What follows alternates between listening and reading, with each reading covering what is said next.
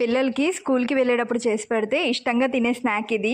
మీరు ఎప్పుడైనా ట్రై చేశారో లేదో కింద కమెంట్స్లో చెప్పడం మర్చిపోకండి. వీడియో స్టార్ట్ చేసే ముందు ఒక చిన్న లైక్ ఇచ్చి సబ్స్క్రైబ్ చేసుకోండి. ఇంకా స్టార్ట్ చేసేద్దాం.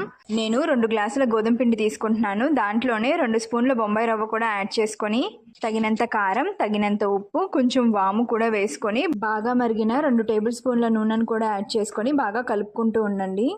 మధ్య మధ్యలో కొంచెం వాటర్ యాడ్ చేసుకుంటూ కలుపుకోండి. చల్లటి నీళ్ళు యాడ్ చేసుకోవాలి, హాట్ వాటర్ కాదు. చపాతీ పిండిలాగా బాగా ముద్దగా కలుపుకోండి. చూసారు కదా కన్సిస్టెన్సీ ఎలా వచ్చిందో. ఒక 10 నిమిషాల సేపు పక్కన పెట్టేసుకోండి. తర్వాత చిన్న చిన్న ఉండలుగా చేసుకొని చపాతీ పిండిలా రుద్దుకొని సైడ్స్ కట్ చేసేసుకొని మీకు ఇష్టమైన షేప్లో కట్ చేసుకోండి.